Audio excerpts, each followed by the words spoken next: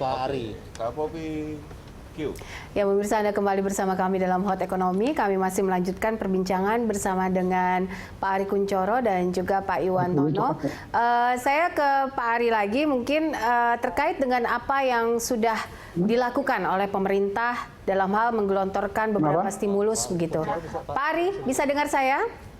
Ya, bisa dengar, Mbak. Baik, saya ulangi lagi pertanyaan saya terkait dengan apa yang sudah digelontorkan oleh pemerintah soal stimulus, misalnya dana PEN, kemudian juga kebijakan fiskal, dan juga terakhir ada dana 30 triliun yang coba digelontorkan untuk 4 bank BUMN di tanah air ini.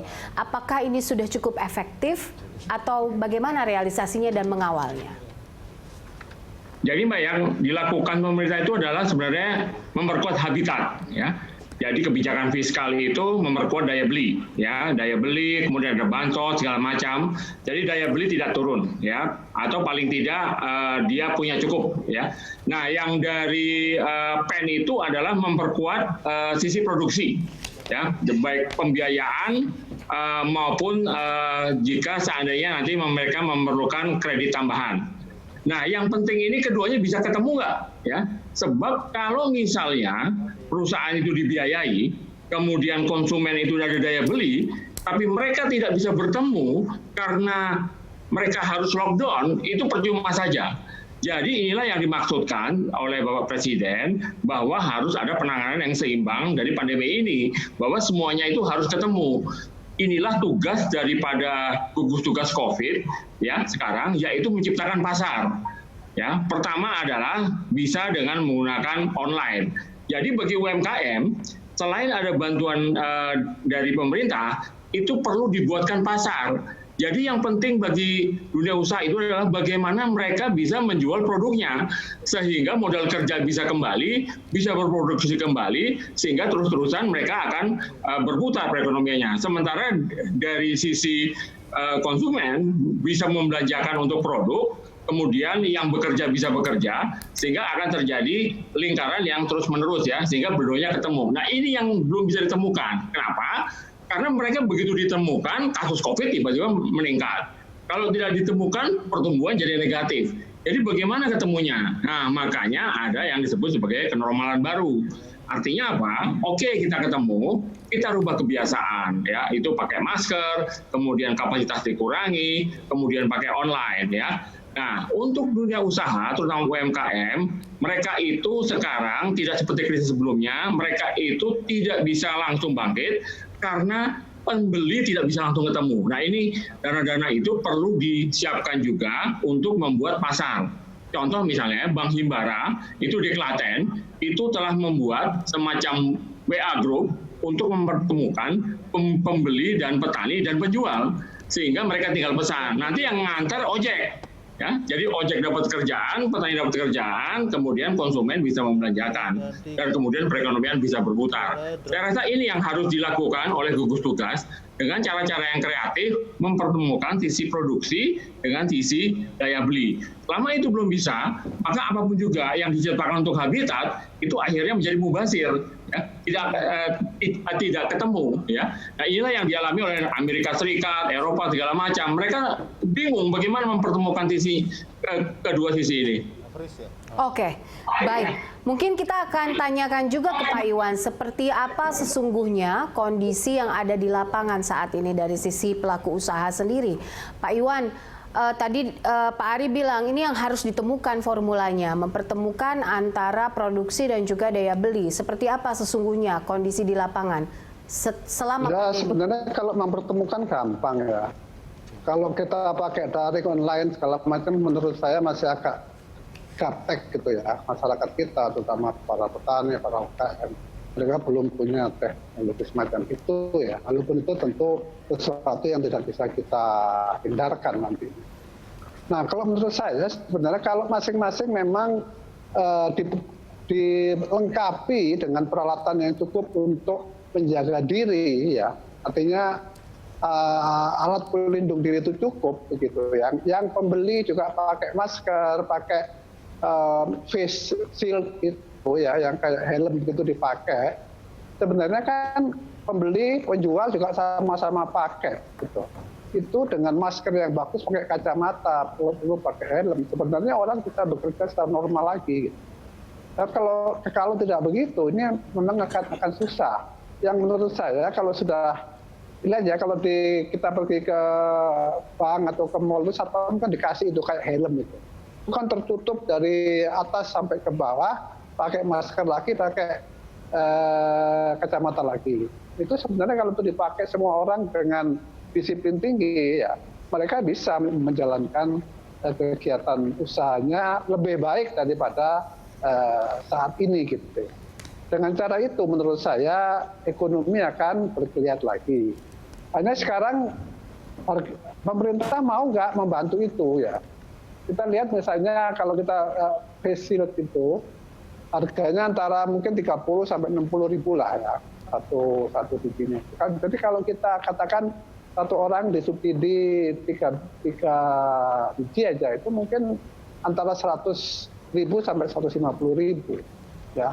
Kalau katakan 100 juta aja lah dikasih semua penduduk ini oleh pemerintah itu baru 15 triliun. Jadi kalau kita kemarin punya stimulus sebanyak 405 triliun ditambah lagi kemudian sekarang menjadi 600 sekian triliun menurut Bank Indonesia, itu kan angkanya besar gitu. Tetapi yang sederhana ini kok belum dilakukan juga.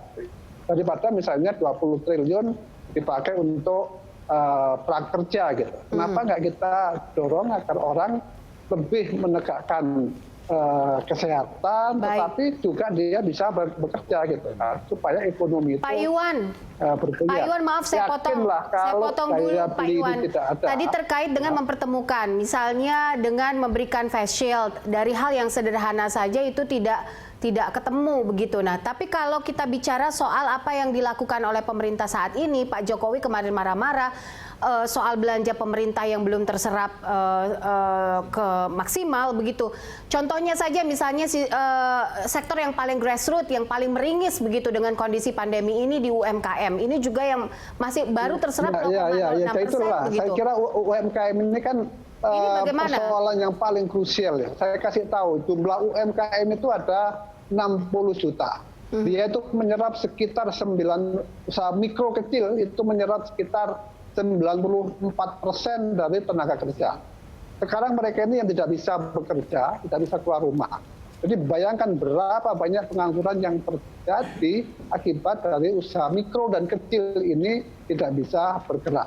Oleh karena itu mereka ini harus dihidupkan lagi. Jangan bicara macam-macam deh. Yang namanya modal kerja itu sudah dimakan untuk hidupnya dia. Sudah habis. Jadi kalau mau menggerakkan lagi mereka ini, mereka harus dibantu lagi supaya bisa bergerak. Karena itu wajar kalau Pak Jokowi marah-marah, karena apa kan di lapangan yang dijanjikan misalnya ada keringanan perbankan, kemudian cicilan, bunga dan sebagainya, itu di lapangan tidak seindah yang kita omongkan selama ini. Ya. Jadi kalau mau di reshuffle ya reshuffle saja itu menteri-menteri itu yang memang tidak bisa ngurus pekerjaannya gitu ya, tidak bisa ngurus UMKM, tidak bisa ngurus kesehatan, ganti aja. Itu sebenarnya. Baik, oke Pak Ari, saya ke Pak Ari lagi. Terkait tadi usulan soal misalnya RI perlukah gugus tugas ekonomi, Pak Ari tadi bilang nggak perlu lah, karena kan memang di sini sudah ada orang-orang tertentu dengan berbagai sektor begitu. Tapi kalau kita lihat sendiri apa yang Pak Jokowi kemarin bicarakan di dalam rapat terbatas, 75 triliun saja untuk Kementerian Kesehatan itu baru terserap sekitar 1,53%. Ya Mbak, maaf, video saya dimatikan oleh hostnya ya. Jadi begini Pak, jadi itu tidak adanya alokasi, ya, itu menunjukkan bahwa perencanaannya kurang. Ya, katakanlah misalnya dari uang itu bisa dialokasikan misalnya untuk memberikan subsidi, katakanlah kepada UMKM face shield, ya. Jadi UMKM itu kalau jualan pakai face shield. Kemudian di pasar-pasar ada face shield atau masker lah ya, nggak usah face shield, yang bisa dipakai oleh orang yang datang ke sana. Nah, maka anggarannya itu akan terserap ya.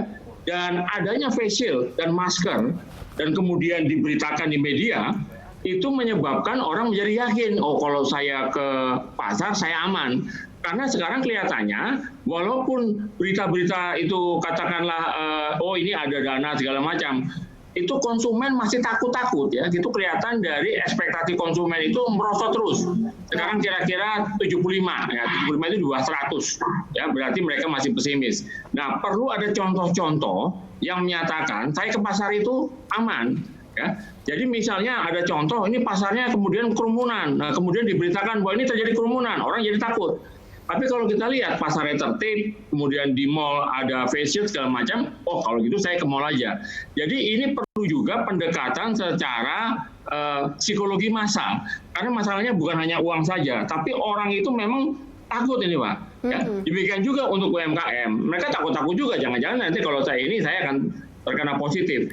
Jadi ini adalah suatu masalah yang kompleks, mulai dari kesehatan, ekonomi, dan satu lagi adalah psikologi massal. Sampai ini bisa ditangani, saya rasa ini akan tetap menjadi masalah bagi kita semua, bagaimana mempertemukan sisi daya beli masyarakat dengan sisi produksi. Baik, oke nanti kita akan lanjutkan soal pandemi yang juga tentu saja menggerus potensi dari investasi. Konsumsi apakah bisa menyelamatkan, apakah konsumsi kita baik-baik saja, nanti kita akan lanjutkan bersama dua narasumber saya, pemirsa tetaplah bersama kami dalam Hot Economy.